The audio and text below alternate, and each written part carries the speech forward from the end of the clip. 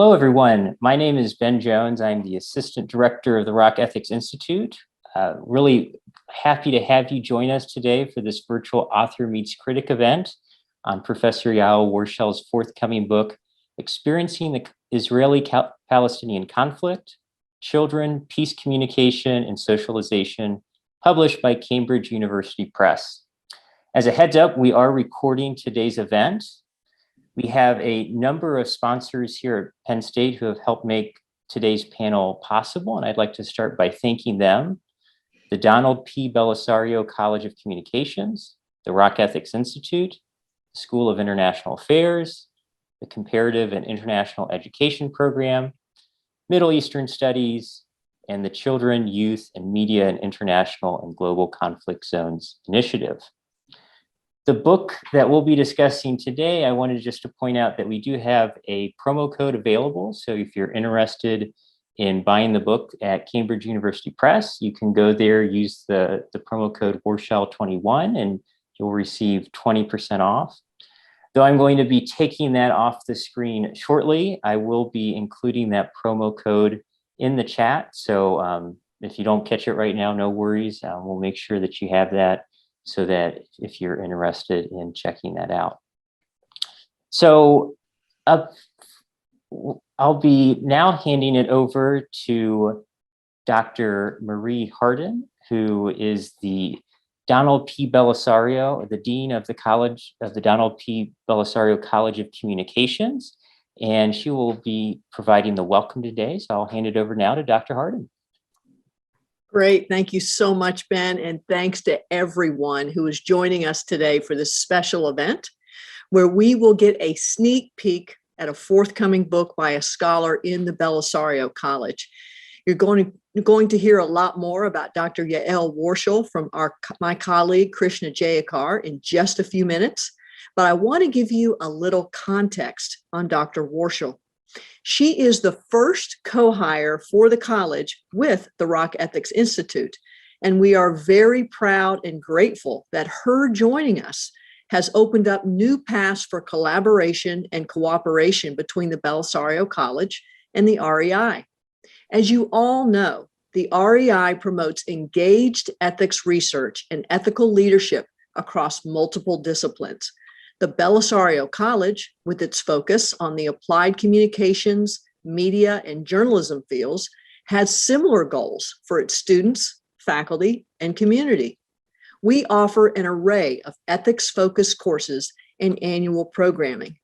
Dr. Warshel's work, along with the work of scholars in our Arthur W. Page Center for Integrity and Public Communication, and the work of our Don W. Davis Professor in Ethics and REI affiliate faculty member, Patrick Plaisance, are critical to our mission. And we have other faculty members in the college who focus on ethics. Advancing ethical leadership is part of our 5-year strategic plan. And we look forward to continuing work with the REI and with partners across Penn State in promoting ethics and integrity in all forms of communication and across all media industries. With that, I am eager to learn from Dr. Warshel and her colleagues today. I'll turn it over to the head of our Department of Telecommunications and Media Industries to get this panel started. Thank you to Dr. Jayakar for moderating today. Dr. Jayakar? Thank you, Dean Hardin, and thank you, Rock Ethics Institute, for organizing this event today. I am very pleased to be invited to moderate this session. First of all, it'll be my pleasure to introduce my colleague, Dr. Yael Warshel, and two distinguished scholars who will be commenting on her book today. First, let me talk about Dr. Warshel. Yael Warshel is assistant professor in the Belisario College of Communication, a research associate at the Rock Ethics Institute, and founding director of the Children, Media, and Conflict Zones Lab at Penn State. An expert on media and young people in Middle Eastern and African conflict zones, and specializing in peace communication, Dr. Warshel has conducted policy-relevant research for the Truman Institute for the Advancement of Peace and the Center for International Development and Conflict Management. She has also coordinated communication policy for UNESCO. She was co-editor with Dr. Elihu Katz on the book, Election Studies, What's Their Use? Dr. Warshel is a graduate of UC Berkeley, the University of Pennsylvania Annenberg School, and University of California, San Diego. Alongside honors in Palestinian and Israeli studies, Dr. Warshel won 3 top dissertation awards in communication and peace studies for her analysis of the fieldwork on which today's book is partially based. Now, turning to the panelists, I'm very delighted to introduce to you Dr. Karin Wilkins, the Dean of the School of Communication at the University of Miami. She was formerly Associate Dean for Faculty Advancement and Strategic Initiatives with the Moody College of Communication at the University of Texas at Austin, where she also held the John T. Jones Jr. Centennial Professorship in Communication and the John P. McGovern Regents Professorship in Health and Medical Science Communication. She was awarded the Mikhail McDowell Award for Innovation in Undergraduate Studies. Her work addresses scholarship in a number of fields, including development communication, global communication, and political engagement. Dean Wilkins is the author or editor of a number of books. Some of her recent books include New Dimensions in the Politics of National Image and Foreign Aid, Communication, Development, and Diplomacy, published in 2018, Communicating Gender and Advocating Accountability in Global Development, published in 2015, The Handbook of Development, Communication, and Social Change in 2014, and New Agendas in Global Communication in 2013. Dean Wilkins holds a PhD and a master's in communication from the University of Pennsylvania and a BA in interdisciplinary studies from Bucknell University. The second commentator today would be Professor Jake Harwood, who is a professor of communication at the University of Arizona in Tucson. He has served as interim chair of his department for 3 years, as well as the chair of the University of Arizona's interdisciplinary graduate program in gerontology. Dr. Harwood was formerly a professor at the University of Kansas. He is co-author or author of about 150 articles and chapters on intergroup contact, intergenerational communication, and communication and music, and has written on or edited 7 books, including the Oxford Encyclopedia of Intergroup Communication and Communication and Music in Social Interaction. His research focuses on intergroup relations with a particular focus on ethnic groups and age groups. Most recently, he has been examining the communication implications of music for relationships between individuals and large social groups. He received his PhD in communication from the University of California, Santa Barbara in 1994. So in this session, we are first going to hear a brief overview of the book from Dr. Warshel. We will then hear responses from Dean Wilkins and Dr. Harwood. Dr. Warshel will then have an opportunity to respond to the critics for about 15 minutes. Thereafter, we are going to turn to Q&A.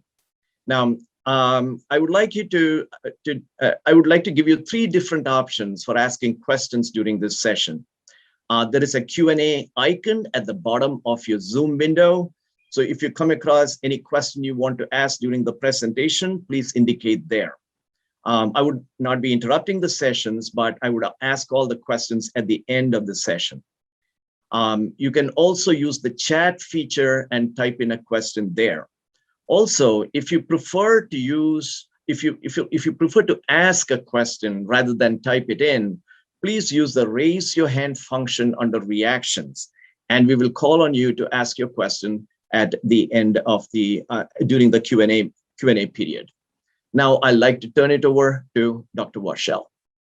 So thank you, first of all, to the Rock Ethics Institute and Belisario College of Communication for their support in organizing this event, to the critics, Karin and Jake for being here, Krishna for moderating, and Ben and Dean Harden for your welcome, and also all the co-sponsors that Ben has thanked. Likewise, I want to thank all of you.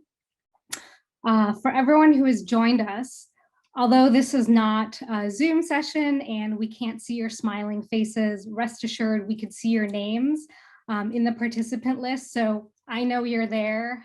So thank you very much for making it today. I'd like to start out by acknowledging that right now, Serendipitously, in Israel, it's actually Israeli Independence Day. And for those who have been observing the Israeli Memorial or Joint Israeli and Palestinian Memorial Day from the United States, it's actually still Memorial Day here in our time zone. I want to point out that this event taking place at this time was by accident. Likewise, I want to point out that the fourth Israeli elections in as little as 2 years fell on my birthday last month. I'm not sure what this is all a sign of. Hopefully something good. It's also Ramadan today. So all I need now is for something related to fall on Palestinian Nakba Day and the Palestinian elections later this month for the circle of whatever any of this means to be complete. But I did want to acknowledge that first off before getting into a discussion about the book. So I'm going to move on to say some things about the book, why I wrote it, and give you a little snippet from it.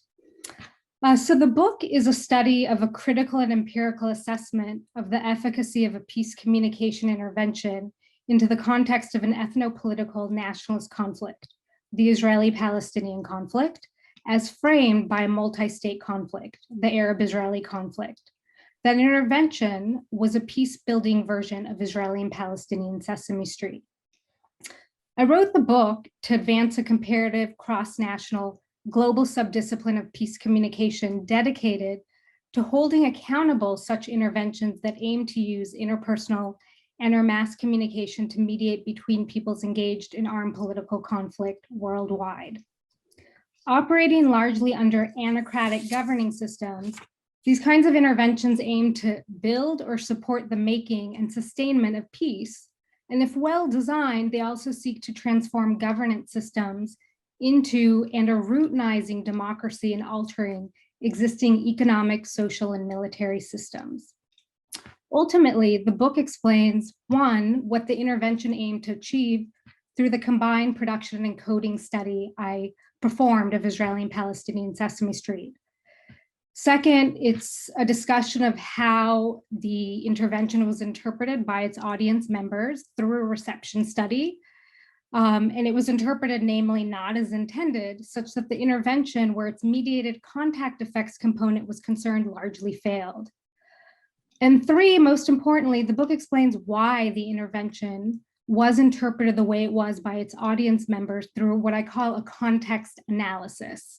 That analysis combined what I also called multi-sided ethnographies of violence with peace education praxis to perform, quote unquote, reflexive, critical, cross-cultural, intergrouping dialogical analyses of the child audience's localized conflict zones, communities of residence, to illuminate the context for their lives and why they interpreted Israeli and Palestinian Sesame Street as they did. As far as data is concerned, the book is drawn from a combined total of 3 years of field research, separate of course of my own related practitioner-based and secondary research that extend back to the 1990s. To set the stage for what the intervention had to intervene in, I'll read a 3-page excerpt from the book explaining how the child audience for the intervention became, as I argue, socialized from one generation to the next, ultimately reproducing the very logics of the conflict's violence, and so helping render this particular quote unquote conflict, that is the combination of, as I said, 2 separate conflicts, intractable. By reading this excerpt, I'm doing something I never do in a presentation. First of all, I'm reading rather than speaking. This is, after all, a book launch. Second, I'm also doing another thing I don't normally do, which is instead of using invitational discourse to gently walk the audience to the side of controversy, I will, out of context, bring you right to it. I'll read you this passage in a moment that represents the crystallized or summary structural and narrative schemas into which a child in this quote unquote conflict is born into. Dependent on whether they're born by no choice of their own, into a contemporary world system situated category of either stateless nation, state-bearing nation, or state minority. In the case of these conflicts, those born respectively situated into those categories of practice into so-called quote unquote groups of Palestinians, Jewish Israelis, and Arab Palestinian Israelis, the latter being Arab Palestinian citizens of Israel. Depending on which one of these groups they are born into one micro-conflict context zone different from another. These contexts are exactly what this or any peace communication intervention has to intervene into, should it wish to change intergroup attitudes, or as I argue is most relevant for managing armed political conflicts, political opinion supporting policy and institutional change. I believe by providing you a window into this context is the most important way to use my time now to set the stage for the discussion. I argue that because contrary to what one narrative I would tell about the history of our field, communication, namely, that it's a long debate about whether it's the message or the medium that matters the most, I contend it's neither, it's context. In reading the excerpt, I say, be forewarned, I will surely offend someone, if not everyone. I ask you to hang on and wait for the rest of this event, whereby our discussion will surely unpack the context behind what I'm reading, or better yet, read the entire book. And keep in mind that I'm only reading 3 pages out of nearly 500. In other words, I'm doing what I inherently argue is problematic or unethical, saying something out of context. So please bear in mind, again, I want you to have this for the rest of our conversation today.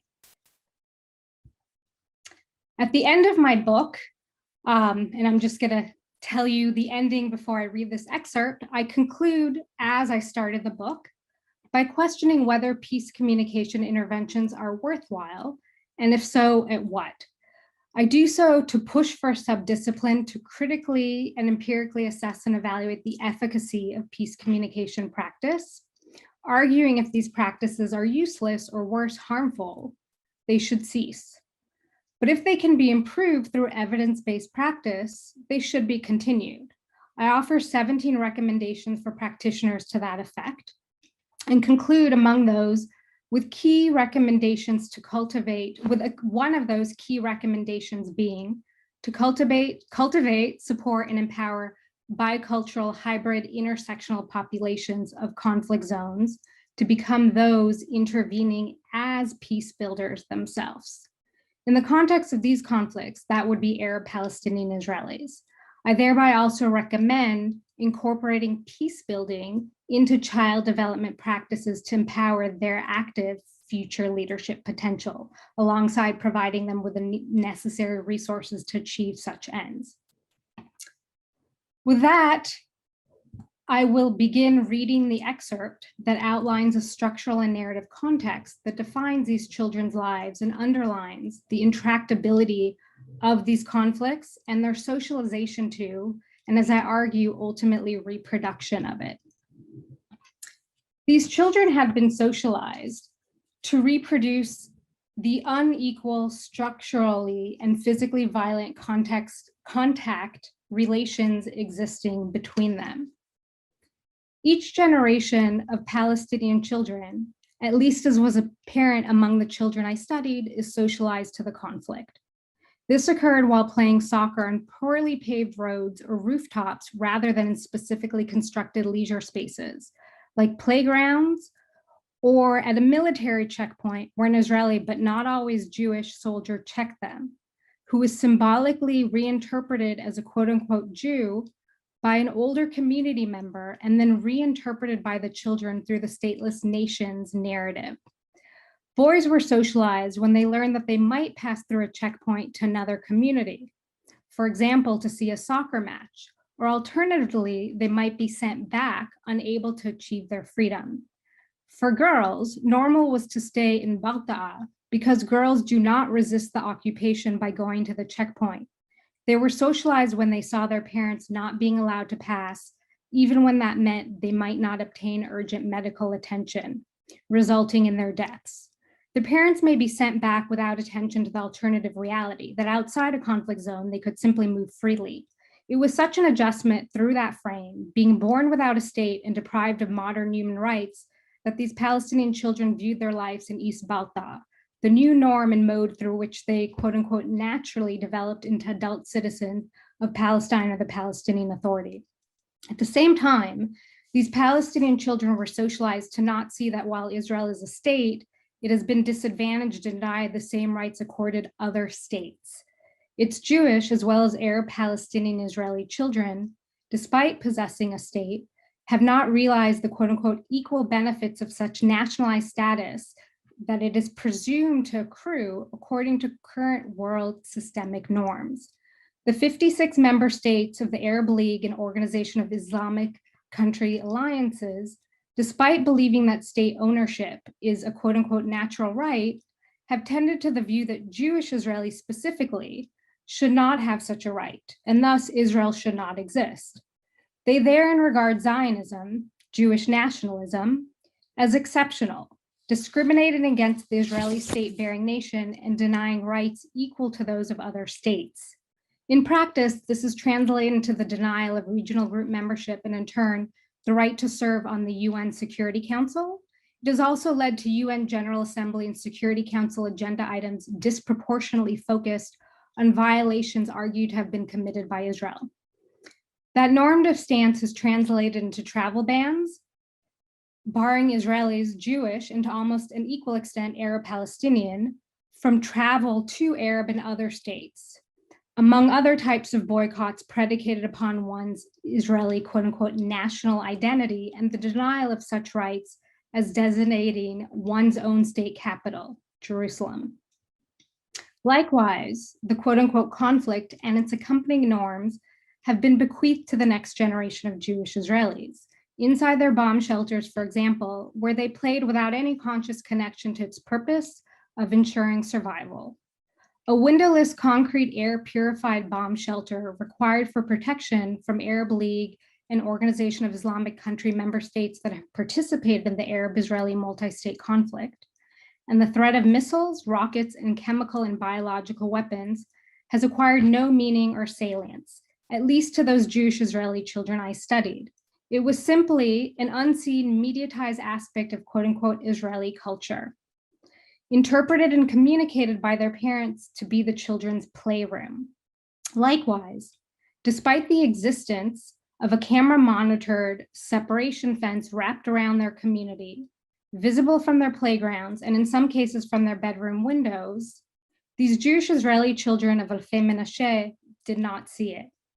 They did not, quote unquote, realize that in fact the barrier prevents them from freely moving inside the West Bank to visit nearby villagers, and that it was actually easier for neighboring Palestinians to enter their own town. Interpreted through their own state-bearing national narrative framework of security, and therefore filtered out, it was no longer of any relevance or interest. They unconsciously presumed that space was meant to be demarcated and bordered. Palestinians are meant to be kept out.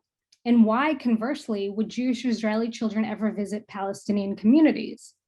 The act of not seeing, including the structural violence inherent in the state-bearing nation's exclusive decision about when and where to erect barriers around a population that does not derive its citizen rights from their state, became an integral cultural stage of development in these Jewish children's becoming, quote unquote, Israeli. When viewing a separation barrier made from wire operated by Jewish, Muslim, and Christian Israeli soldiers who opened and closed a gate within it, the Palestinian audience saw a wall controlled by an infidel army of quote unquote Jews, not a religious nationalist grouping who sought to retain the same universally localized rights they seek, equal state-derived global human rights. In contrast, the Jewish Israeli children saw thin air.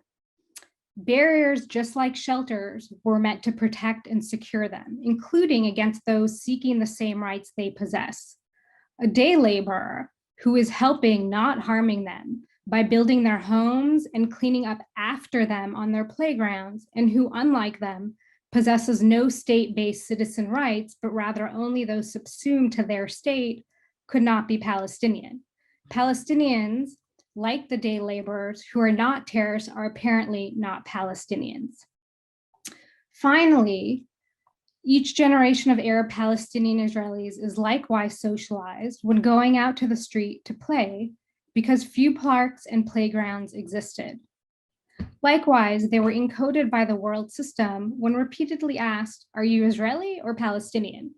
Despite being born in Israel, holding Israeli citizenship, attending a local Israeli school, and though having Palestinian family on quote unquote the other side across the wall or fence, depending on one's narrative interpretation of the structure, despite having family across that structure with whom they could not easily celebrate life, let alone meet, these children are situated at the intersection between the two conflicts. They are threatened by the Arab-Israeli conflict-borne missile attacks, but live in communities with fewer protective shelters. The separation barrier wraps around and divides them, preventing them from visiting their families on the one hand, while also becoming dependent on the state-bearing nation to issue those relatives permits to visit them on the other.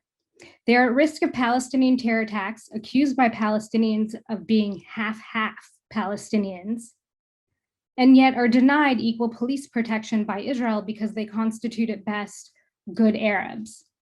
These processes led the Arab Palestinian Israelis the making from al-Fahim that I studied to adapt categories of practice associated with their current position as state minorities, and instead assert their only quote unquote Arab Muslim Fahamaways. There's no biological explanation for why these children's two identities, Palestinian and Israeli, cannot coexist. Rather, the deployment of those identities as modes through which the conflicts are waged justified the logic behind their need to invent the third sub-state level categorization. Lacking a state level identity became a normal mode through which they as human beings develop their concepts of self-identity and advance towards adulthood. With that excerpt situating the context into which this peace communication intervention or any such peace communication intervention into this conflict has to intervene, and peace communication more broadly has to contend with, namely the complexity of a conflict zone, I'm going to turn it over to the critics, who I'm sure will have a lot of interesting feedback for us. Thank you.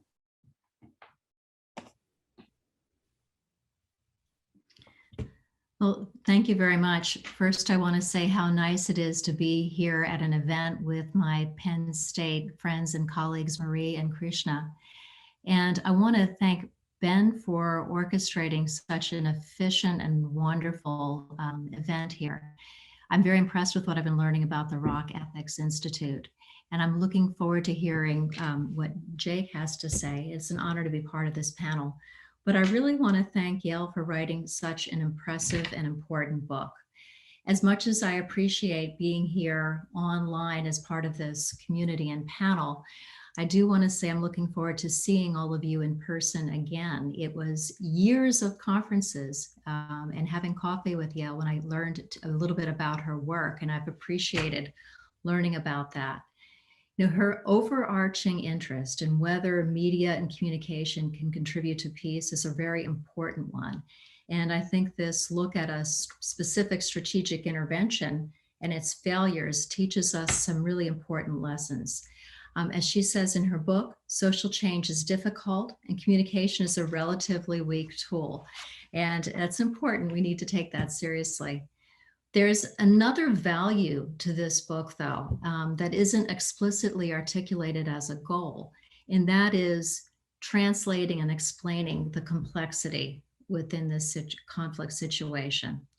We have here a classic communication study that involves a study of the production as well as the text and reception, and all of these pieces work together very well. But the real value here in this work that I don't see in a lot of other scholarship is the importance of context. And as Yael just said, it's not just the medium or the message, it's the context. And she really explores the context of production and of reception. There's a very important case study design here that I think adds very much a methodological value to the work. And selecting cases for a study like this is extremely difficult. And while none of the cases are really generalizable, at the same time, I'm really impressed with how they were selected. Each one of them has restricted mobility, whether we're talking about the Palestinian site that's technically Area A and under the Palestinian Authority, but mobility is very restricted, or the Arab-Israeli site that also has enclosed mobility. And I think the selection of the Jewish-Israeli site is really interesting and important, a more secular settlement area, which is different from a lot of the other settlement area, very different from Tel Aviv, but has that similar geographical restricted mobility. So in that sense, I like the selection of the 3 sites. Also, the ethnographies and observations add real depth to the interviews and the drawing games with the children and the surveys of the parents.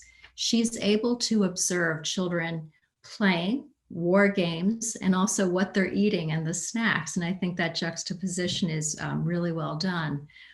But what makes this book, I think, particularly important is the study over time, all of that longitudinal analysis that is here. The long-term experience that she has is important. When I got to the last chapter, I was so excited to see this follow-up study on the tween-age former audiences. The children who had been interviewed earlier, where were they now, what were they doing? And really interesting to hear how some of the issues had very much stayed the same, and some of them had changed. One of the things that I think is important in any study, but particularly here, is the positionality of the scholar. And in many ways, Yael's positionality was ideal for this study, given her ability to speak languages and sensitivity. Her multiple institutional affiliations, I think, worked particularly well. And she writes about this in the book, the expectations of being a female scholar doing this kind of work, one family assuming she might be an aunt. I think that's really interesting. But it makes me also want to know more. It's one thing to speak a language, and it's another to know what accent and how people might be interpreting the accent that you're using, and whether or not being associated with an institution in the United States was something that might have helped navigate some of those spaces. So it made me want to learn more about your history in the region and your languages. Let me start. I'm going to talk about the production, the text, and mostly the reception. The production, again, the context that she talks about is so important. This is pre-Oslo Accords. So this is a period of time when people might have been, some might say optimistic, others might say naive. And so the 2 years of production of Sesame Street that we're talking about happen in this time. And then the production moves to Jordan. So we have a shared intent from a United States-based Sesame Street with official support, shared common goals. They're going to model equality in the situation, show possibilities for friendship. It's later in the book, at the end of the book, where I find some really interesting ideas about production as praxis. Some very interesting suggestions. The production teams were separate. And she brings up a good idea that perhaps they could have worked together and collaborated, and that could have created opportunity for dialogue. She also raises the unintended consequences of production, which I find really interesting and important, that the Sesame intervention was not only about the intended effect on children, but there were other things that happened as well, supporting a television station, which might have been susceptible to the politics of USAID funding non-governmental organizations. Some questions I have here is, why did the Americans initiate this? Why did Sesame Street initiate this? Was this, in your mind, hubris or naivete? And for a follow-up study someday, I would love to know what Jordan has done since, because Jordan has a particular position within the region. And given your findings that the way people are perceiving Jordan and Egypt, I think that could be interesting. So then we have Sesame Street as a localized text that perhaps is overly open as a text, an idealized space for participation, and not terribly realistic. So here we get to, that exciting moment, in reading the book where, okay, we know what they wanted to do. We know what the text was. It failed in terms of its effect on children, but it failed in very important ways. And I think we have a lot to learn here. It failed in that the Palestinian children did not see the Jewish characters. They saw speaking English. If they weren't speaking Arabic, they thought they were speaking English and not Hebrew. So despite the intentions of the producer, negative attitudes were reinforced. When the Jewish Israeli children were watching it, they didn't see the Palestinians in the text. They assumed they were terrorists and they wouldn't necessarily be allowed on the set, and that Palestinians and all Arabs were bad and the same. So Sesame Street had little chance of influencing orientations to others. They just didn't see others. And so they couldn't see that groups were collaborating. But as Yael was just explaining, that third group that she discusses that I think is so interesting and important, the Arab Israeli children, also had trouble seeing other groups in particular ways. And when she explains their identity, in her book, she describes them as not just stumped, but flustered and fighting against the binary logic. So they're not Israeli in their minds and they're not Palestinian either. So she, as she's just explained, she brings up this group as a potential bicultural mediator. And I like this when she says that their bodies and beings are more powerful than tools of media in mediating. And I think there are some very interesting things in cultural studies and embodiment here. But this does make me wonder. Later in the book, Yael writes that we shouldn't expect children to do what adults cannot. And so I think this is an important thing to think through. How would this work in person? How would this work in a mediated narrative, particularly if lived mobility is still extremely restricted? One of the things that I think is also important here again is the complexity within groups. The case for the Jewish Israeli children is very interesting in itself, but not necessarily similar to a lot of other communities. Palestinian areas are very different. West Bank is very different from Gaza. Areas A, B, and C all have very different political expectations and rights. And Palestinians in East Jerusalem have their own lack of citizenship and connection to other communities. And these complexities are important.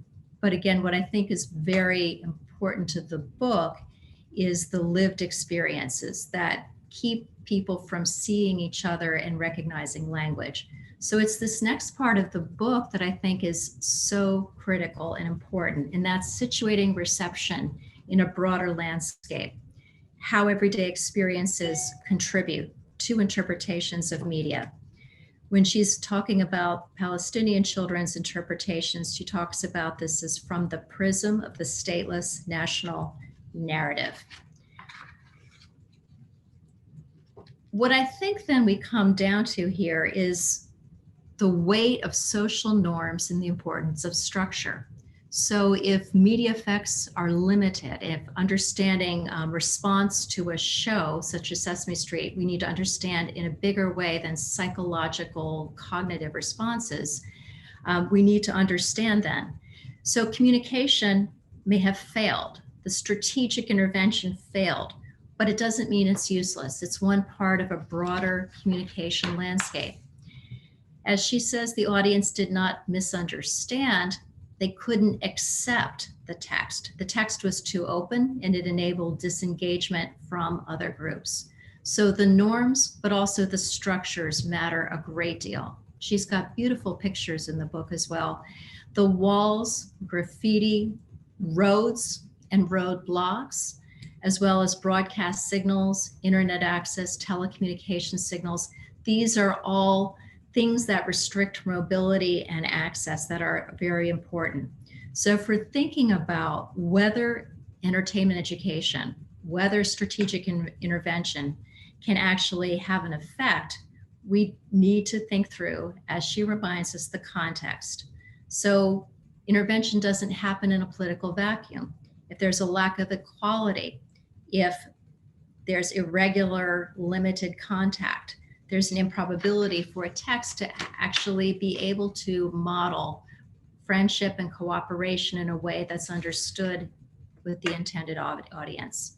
So I've got a few things to say in conclusion about what we can do to improve strategic communication for social change.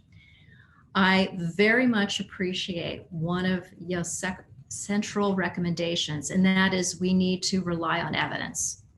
Absolutely. And I think peace communication can really build and strengthen from this kind of evidence.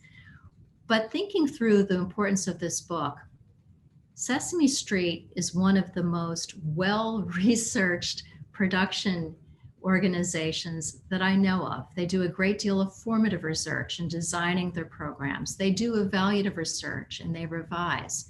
So if this is a program that is so well researched, what are we saying here? And this, I think, is very important. They're doing great research on the program, the episode, but the real value that Yael is bringing here as a critical scholar is that it's a broader evaluation of the problem, not the project. So by widening the lens, looking over longer term, looking at the broader landscape, we have real value. Now, another recommendation that she has is not to avoid the reality of the conflict. This is a hard sell. And I have to say this recommendation scared me a bit. I'm not sure about the ethics of presentation and concern with trauma and not scaring children.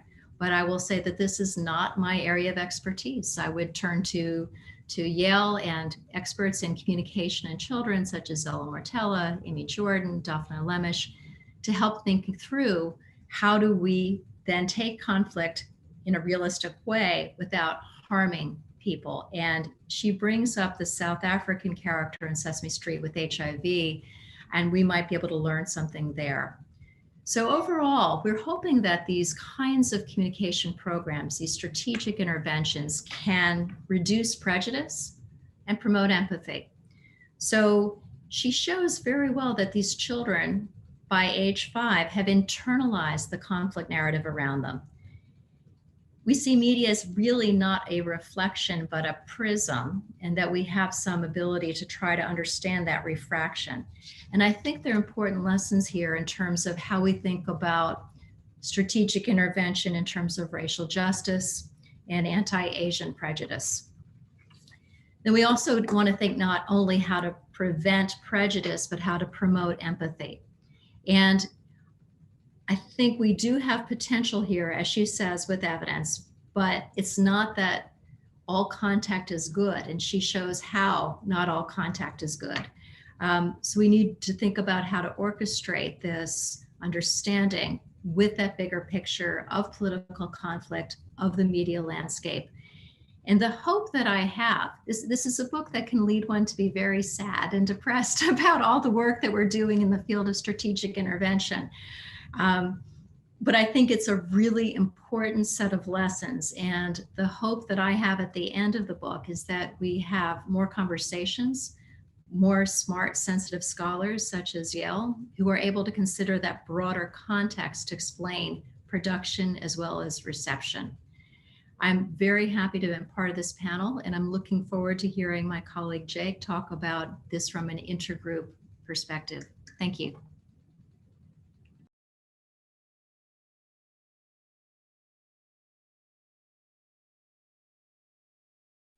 Unmute. Thank you so much for inviting me to be a part of this. Thanks to the Rock Ethics Institute and the Belisario School, and to Yael. Greetings from Tucson, Arizona, where we are about 80 miles from the US-Mexico border. So we know a little bit about walls dividing communities. Albeit the context here is very different. The book, I think, is a remarkable piece of work. Incredible amount of effort went into the research, and like Dean Wilkins was saying, the levels of analysis of understanding both the production and the reception and the message content itself is fairly unique in the field of communication. I like that Yael in the book looks at all of the parties to this conflict, looks at the different perspectives of all of them, and somehow manages to be, in a sense, neutral, but certainly not unopinionated at the same time, which is a joy to read. I like that the book closes, I believe, with 17 recommendations. And I'm the sort of researcher who likes to do research and then conclude with, and we need to do more research. And so it's really refreshing to see someone go out on a limb and list all of these different things that we need to actually do. I came to the book as someone who does research on contact theory primarily, and contact theory is a theory of intergroup relations that talks about how to overcome prejudice primarily by having members of different groups come into contact with each other, by having media portrayals of groups and media portrayals of positive intergroup interaction, and doing that kind of thing in a situation of equal status can ultimately have positive intergroup outcomes, particularly for reducing prejudice between groups, improving intergroup attitudes. And the book really made me think carefully about certain assumptions and aspects of contact theory. And so a lot of my response is going to relate to that, bringing in examples from the book. So one thing that the book made me consider in ways that I hadn't done before, or at least gave me a lot of really rich and vivid examples of, is the extent to which reducing prejudice is necessarily the prime goal in any intergroup situation, and particularly perhaps the Israeli-Palestinian situation. For dominant group members, and I think particularly in the United States context, prejudice is often the most visible form of intergroup hostility that we see, and it's perhaps the most tractable. So we can think of ways to change people's attitudes. But for marginalized group members, prejudice may not be the most important thing. The most important thing are sociostructural barriers, economic inequalities, the absence of opportunity. And Yael's book, I think, brings that into sharper relief, where you look at a situation with ongoing armed conflict in some cases, with certainly ongoing structural violence occurring. And the idea of reducing prejudice seems at times kind of trivial almost compared to reducing some of those other problems, intergroup issues. And so the book, I think, really brings that to light in a vivid way, and makes us think about not just reducing prejudice, but what our goal is in reducing prejudice, which is presumably to achieve situations where we can move on to more important actions and changing the political and social circumstances in which people are living. So this was, that was one thing that came to mind. A second point, and Karin already talked about this a little, is the idea of group salience. So within contact theory, considerable research now shows that we need people to be aware of their group memberships. Doesn't matter how many gay friends I have. If I don't know that any of them are gay, they're not going to change my attitudes about gay people, right? So we've got to be aware of group memberships. And I mean, a part of the book that was so sad in one sense, but that I could relate to from a contact theory perspective were these instances where the children watching the shows simply didn't recognize the outgroup members. The Palestinian children did not recognize Jewish Israelis in the show, and Jewish Israeli kids did not recognize Palestinian children in the show. So, you know, at that point you have failure written all over everything that's going to happen from there on out. There is just, particularly in situations with high conflict, there's a huge amount of cognitive effort required to perceive an outgroup member who is nice. That is hard work. And so as people who create messages, one significant challenge we face is how to create messages in which group memberships are salient, but the content is not alienating. Because we want people to watch these shows, we want people to engage with peace communication interventions, and they're not going to do that if they are put off by the types of portrayals that they're seeing. They're just going to turn off their TVs.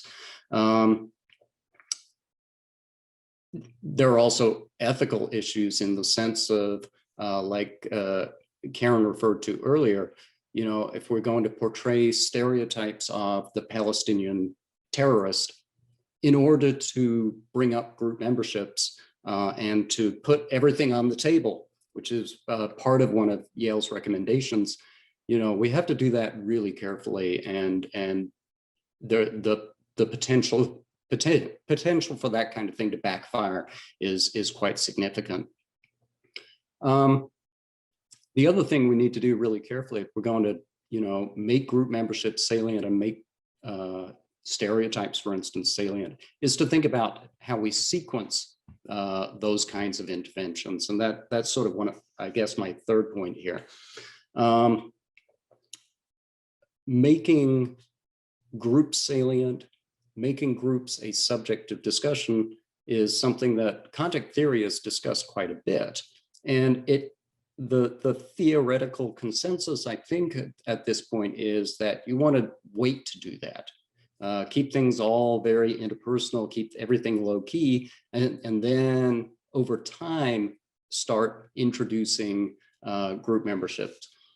And in part, I think it's a very sort of dominant group perspective that suggests that. So certainly in the US context, dominant group members often are quite uncomfortable talking about group memberships, talking about disadvantage, talking about prejudice.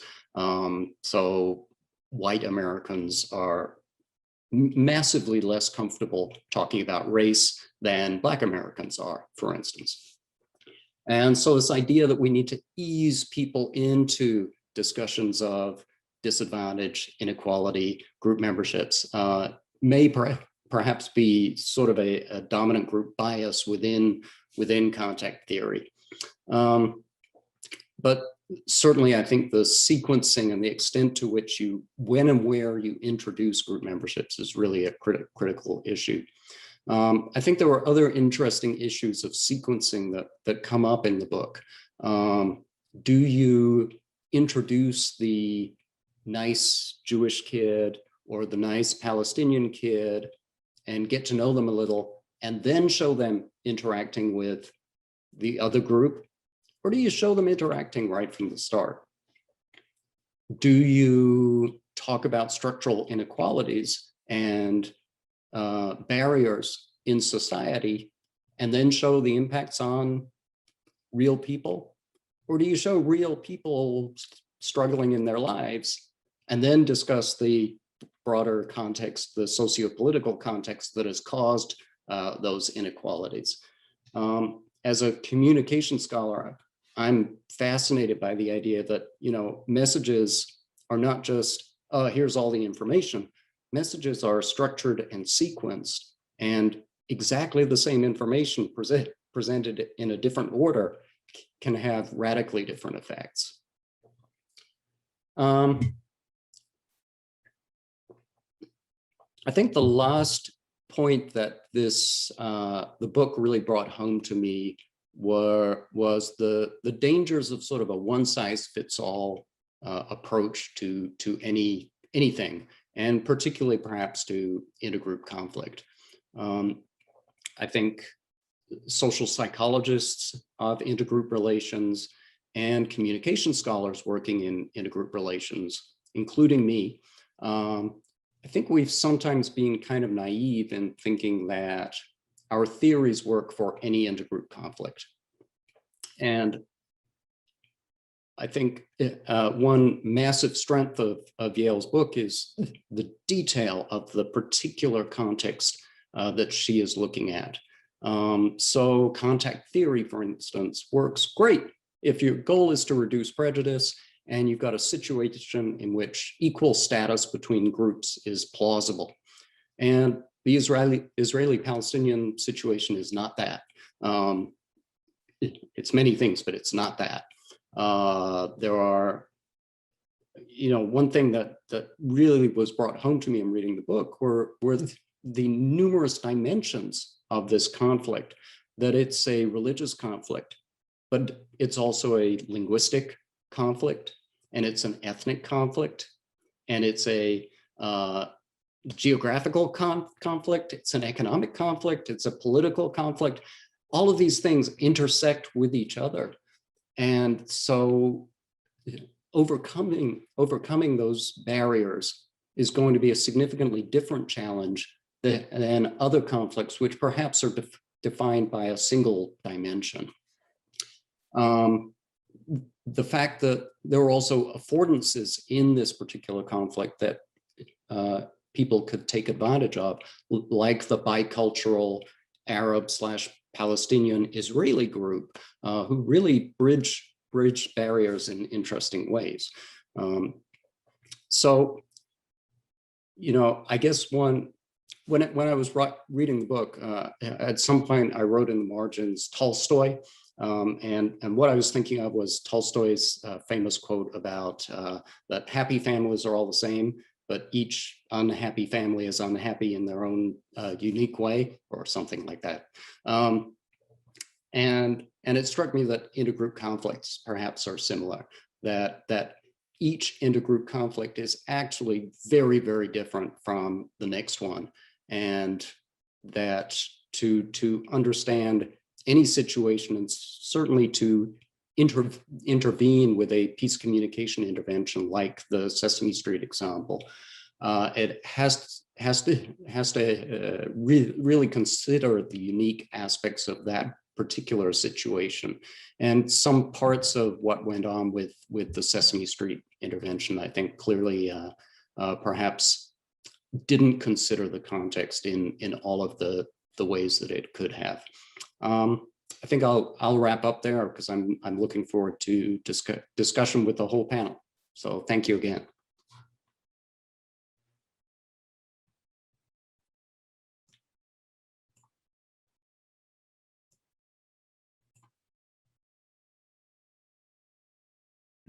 Thank you very much for that really great feedback. I have pages and pages of notes.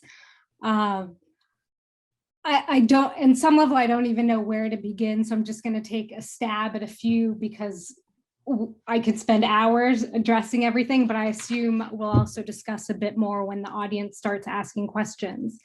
Before I respond and answer some of the questions, I do want to point out that exactly what I was hoping would happen by inviting Dean Wilkins and Professor Harwood happened. I invited them precisely because of their divergent areas of expertise that really summarize the book. And I talk about it in the book that I'm trying to merge more empirical practices with critical practices. And since the particular peace communication intervention I analyzed, I talk about how there are 13 different models and types of peace communication as historically practiced, and I was evaluating one type, mediated contact. And so this is really, and I say that we should bridge the work that's traditionally done in mediated contact, namely what underlines it, the contact hypothesis, with critical approaches. And so that is exactly what we just saw happen. So a few things to respond to. So Karin, you had asked about Sesame Workshop, their intervening, if it was hubris or naivete.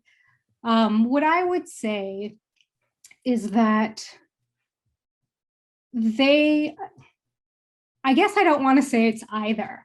So they, as you said, they are one of the most well-researched. They themselves use evidence-based practice. This is why I picked them. But they use evidence-based practice in the areas of child development and communication, not in the area of conflict. And so one of my recommendations, the same way that they always have child development experts and communication experts essentially embedded in their interventions, they also need to have conflict management experts.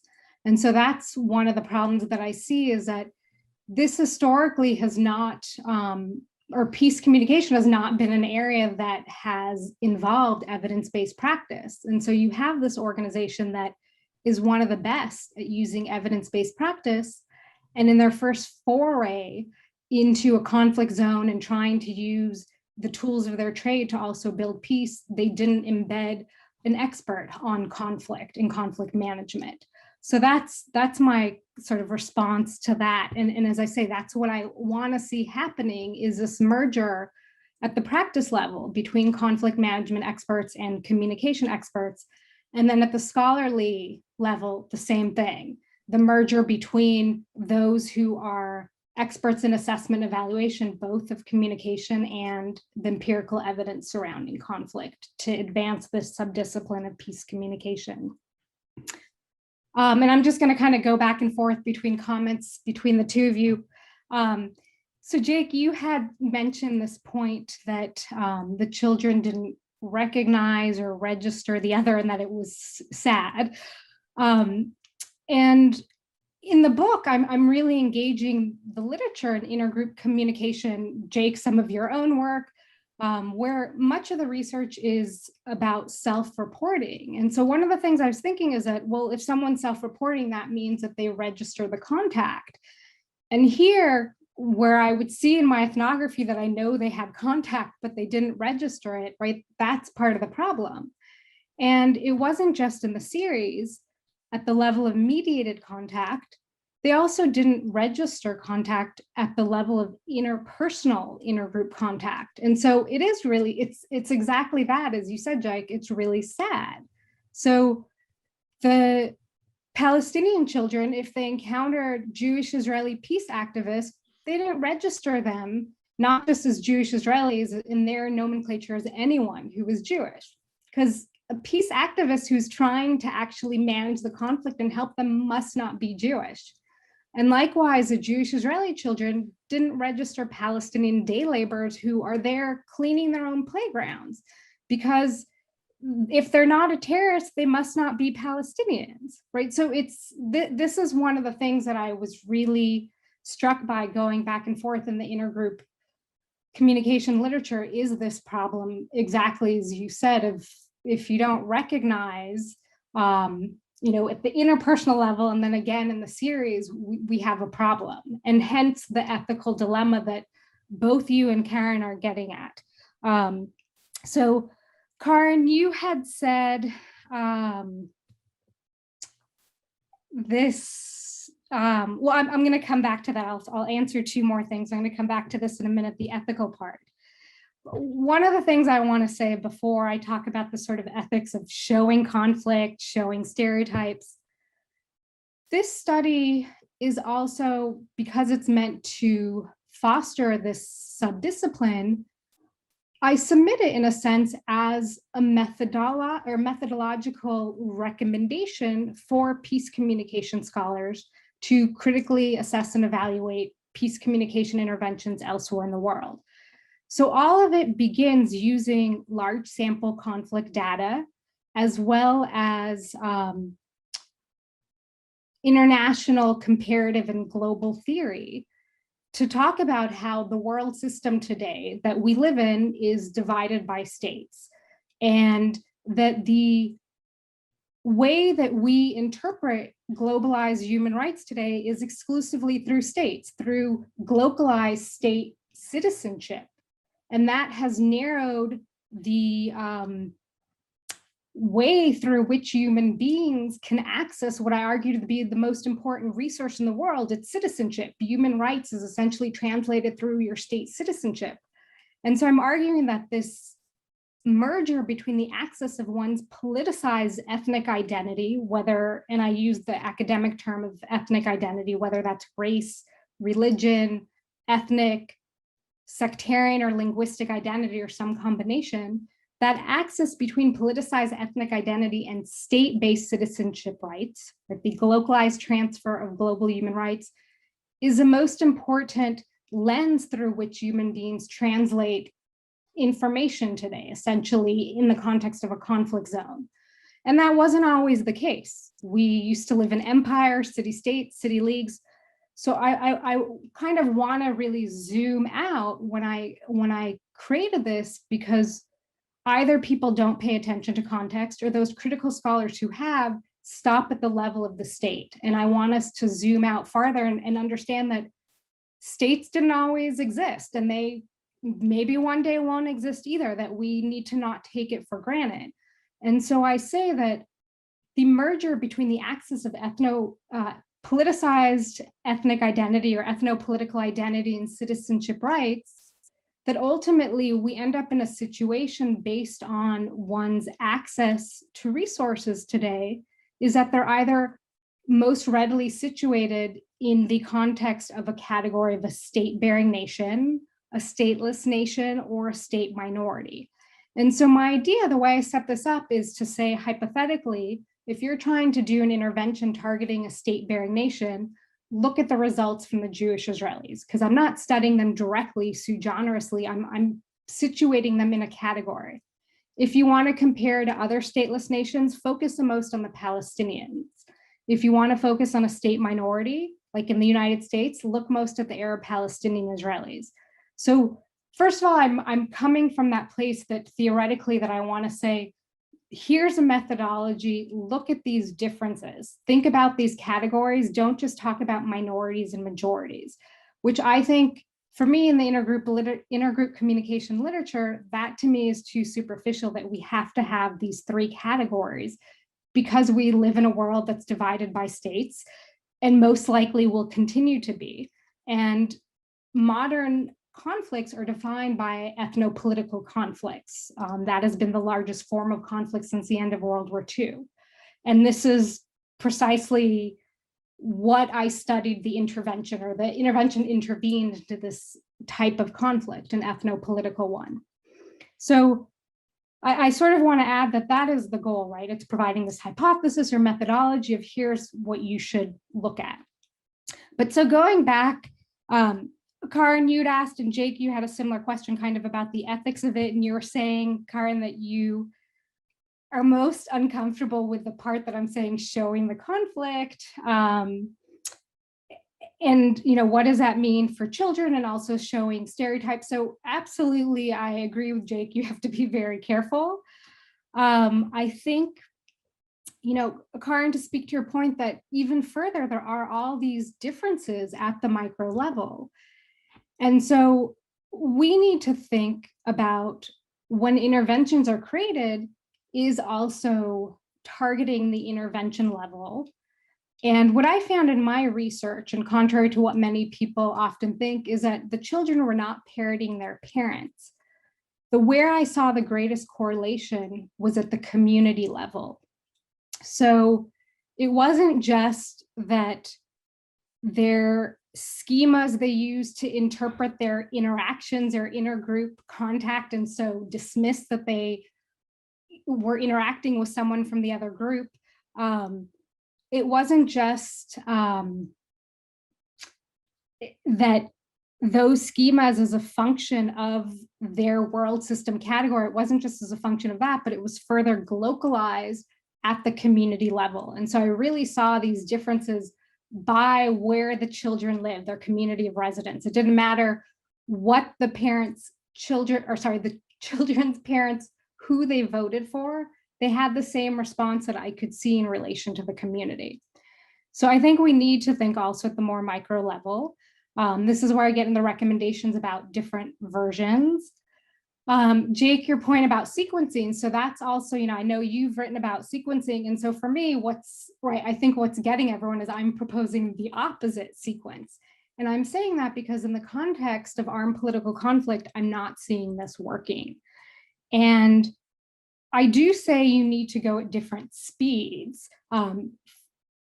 And depending upon who you're targeting, that speed may differ, right? So that sort of unraveling may need to happen at a slower speed for certain groups. And as far as the sequencing, right, that I'm saying, we need to start with the more provocative components, showing the conflict, the stereotypes.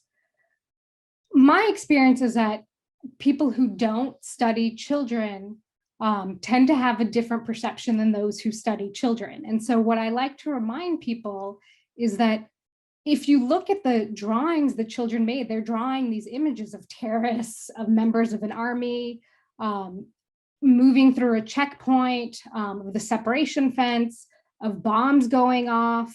They're the ones that would bring this up in the interview. I didn't. And so I always say you need to think about where these children are at, that they don't live in a peace zone. They live in a conflict zone, and their lives are completely different. And there's this sort of notion of children is itself also a stereotype.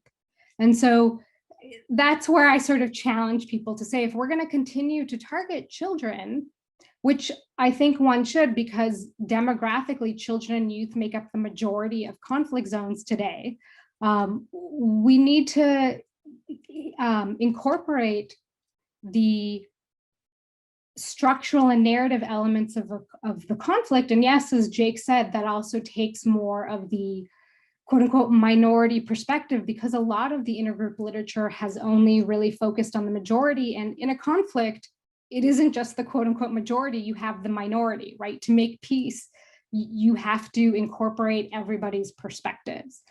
And so I know that's a provocative recommendation, but I currently don't see the reverse working. So that's why I recommend it.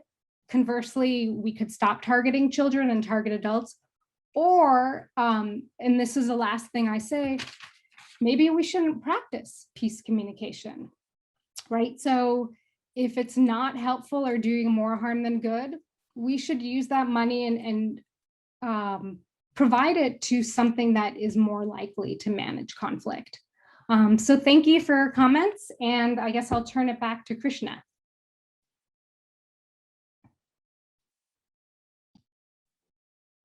Thank you, Yael.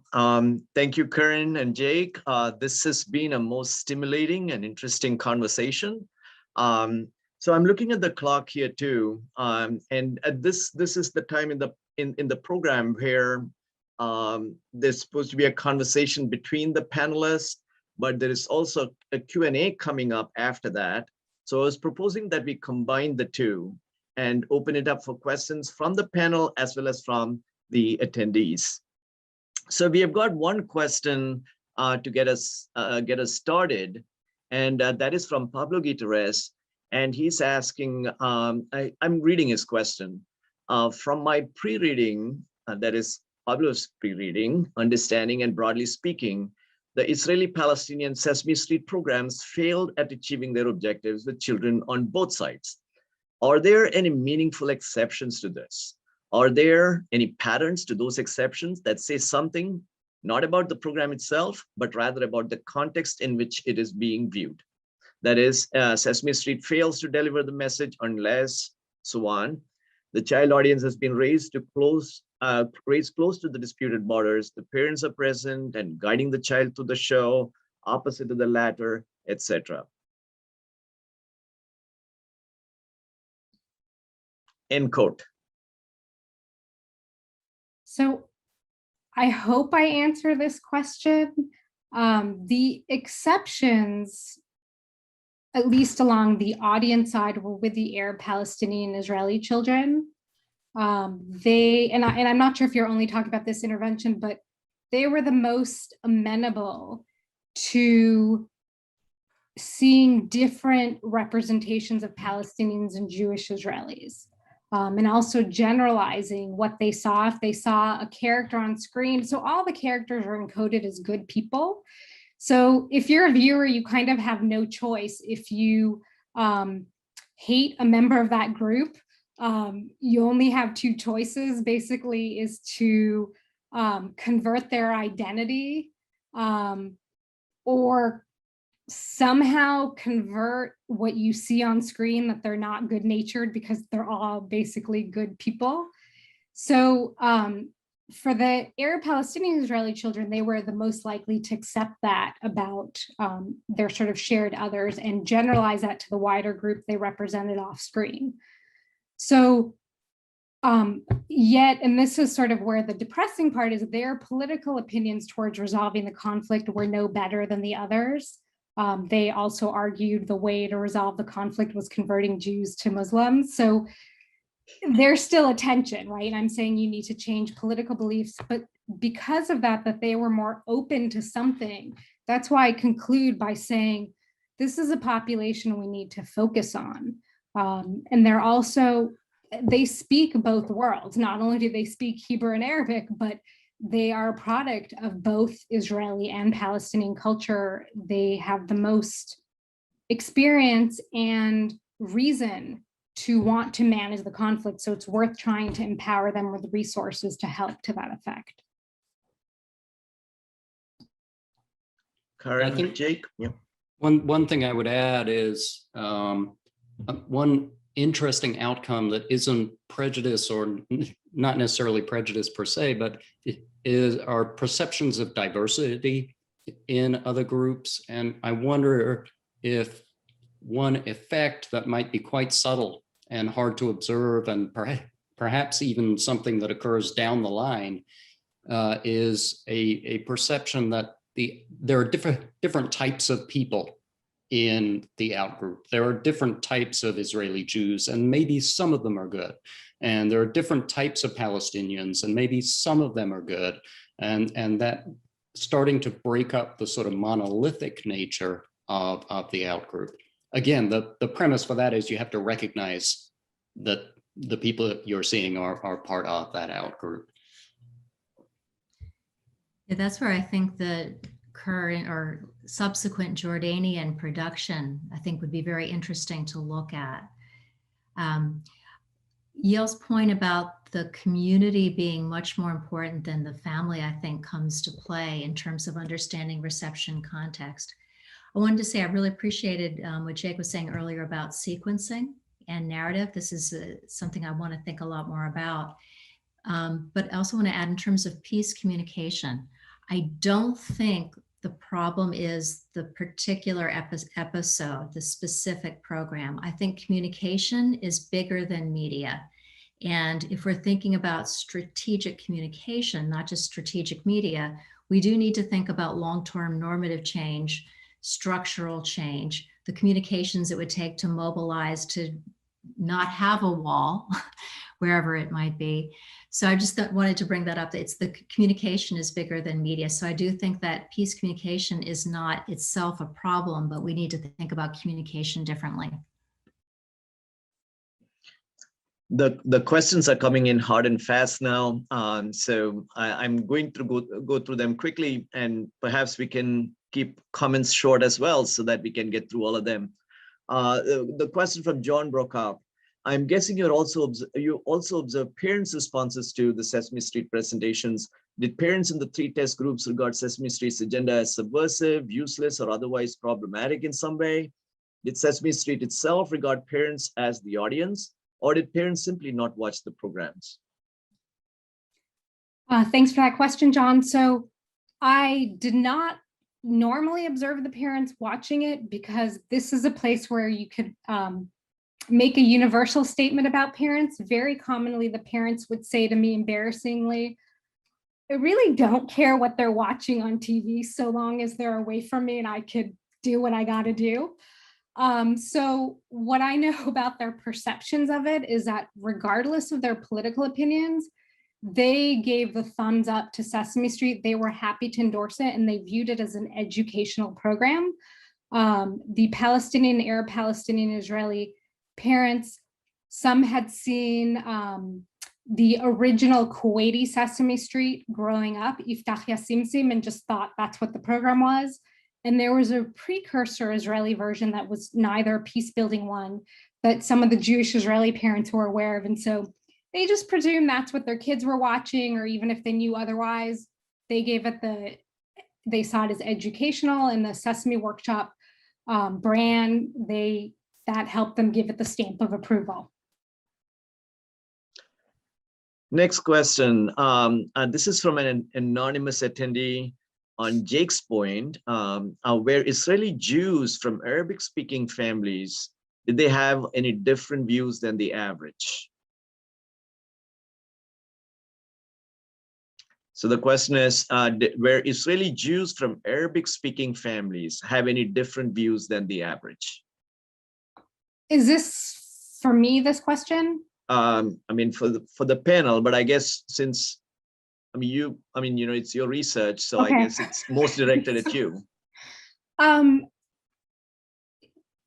Yes, I mean, it varies, it's, one has a variance of political opinions for a constellation of reasons. And so being Mizrahi or an Arab Jew, depending upon the kind of narrative one uses, that is part of the constellation of people's different political views, but it's one variable.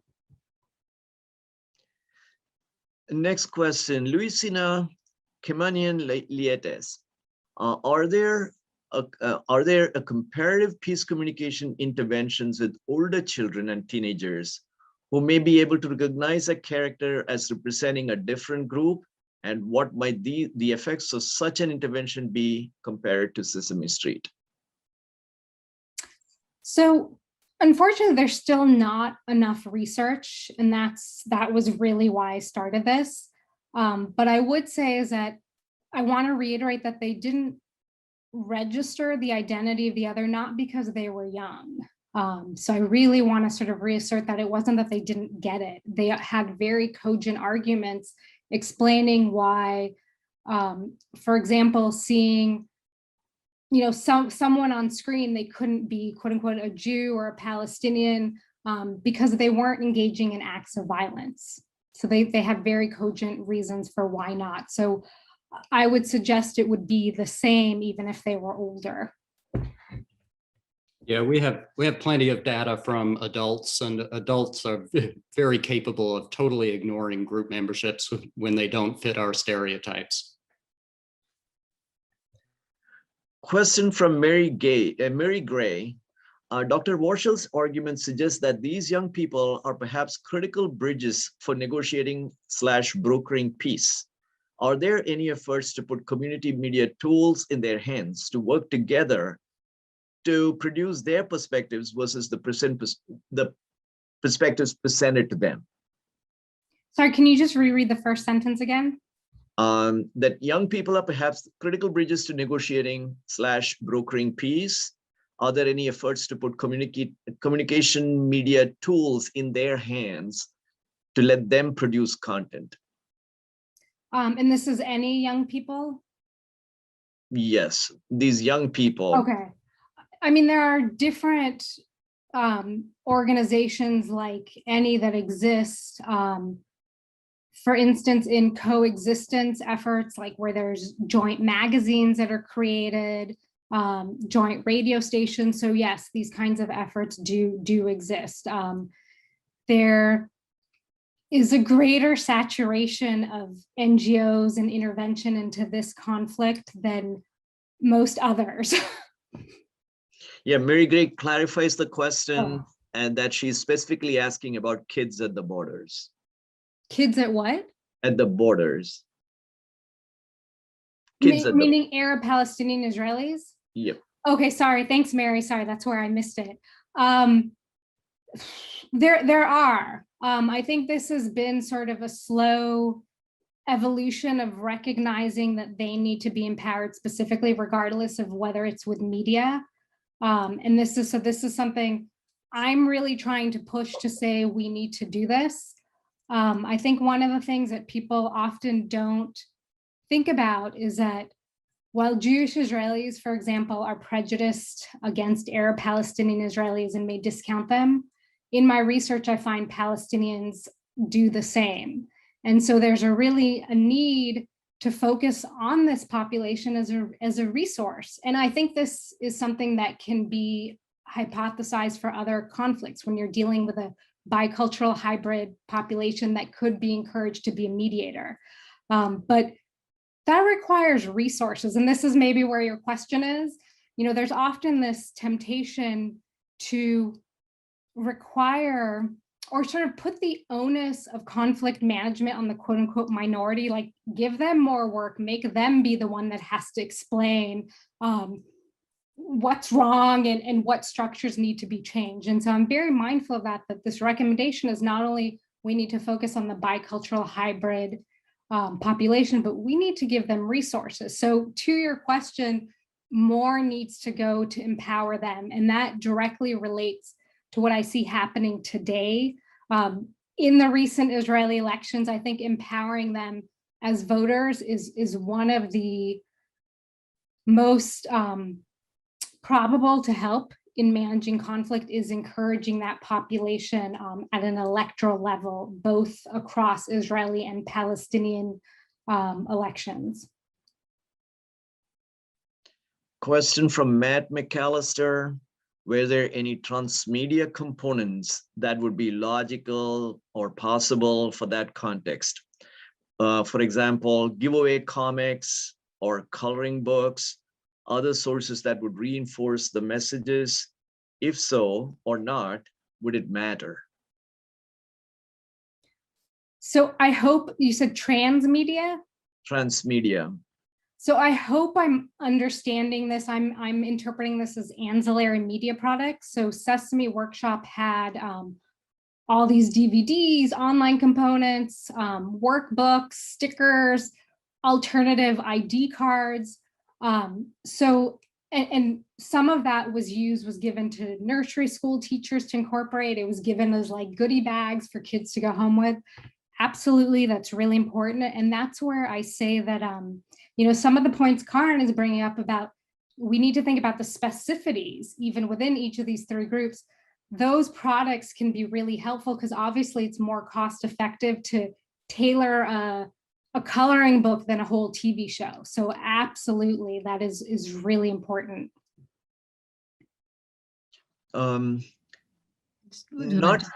Sorry, I just want to add that I think it's interesting that there were ID cards as a product, because that has such political weight in this context.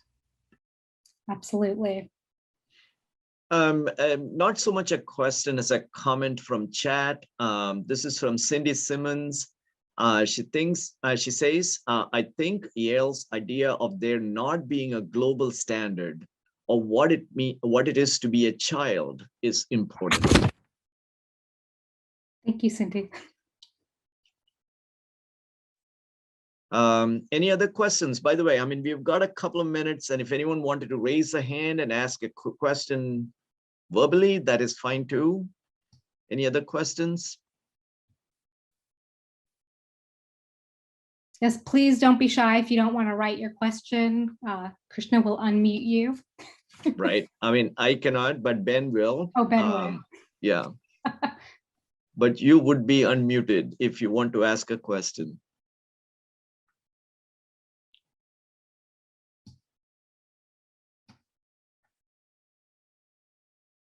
All right. Okay. Question from there was a question. I just saw that. What are your next steps, if I can ask? This is from Barbara, Barbara Bush. Next part of the project. What is the next part of the project? Thanks, Barbara. So I'm not, so I continue to work cross-comparatively to think about peace communication, but most of my field work for the last several years has now been on the conflict over Western Sahara between Morocco and Sahrawis. And so for me, there's this natural comparative element where I'm comparing Morocco to Israel or Darija Muslim speaking Moroccans to Jewish Israelis, Sahrawi refugees living in Algeria to Palestinians, and Sahrawis who are citizens of Morocco to Arab Palestinian Israelis. I'm dealing with different questions there, but that implicitly is there for me that I'm a comparativist in addition to a globalist. I don't know if that's a word, but so I'm continuing to look at other cases in Africa and the Middle East, which is where my regional foci lie. And that current project is really a merger between the two since it takes place in Northwest Africa. So dealing in a sense with MENA and Sub-Saharan Africa. So that's where I'm taking it as far as field work. But as far as the subdiscipline I'm trying to encourage, I hope people, continue, take up some of the recommendations, and I continue to teach about this, and I'd like to see others continue in this vein.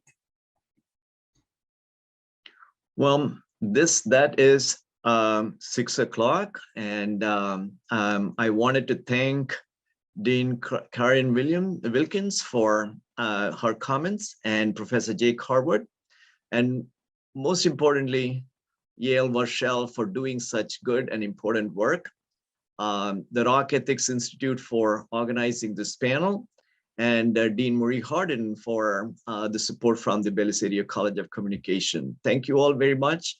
But I should also thank Benjamin Jones for being the moving power behind this panel, putting it all together, bringing us all together for this most fascinating hour and a half. Thank you very much. Thank you, everyone. Thank you, everyone.